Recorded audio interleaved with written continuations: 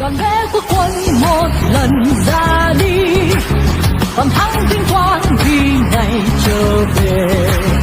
Ra đi bão tồn sông núi, ra đi thà chết cho lui. Cờ bay phấp phới ngôi màu lạc hồng, kèn reo vang tiếng gọi dòng lạc hồng cùng với quốc quân. Ra đi theo hồn sông núi, thù hào năm xưa có bao giờ nguôi. Dưới cao ai nghiêng sao vàng bay, đoàn quân Việt Nam có hay.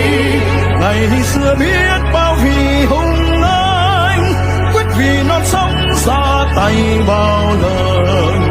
Ngày này đoàn quân ta gắng làm sao giành quyền tự do hạnh phúc cho dân. Đoàn vệ quốc quân một lần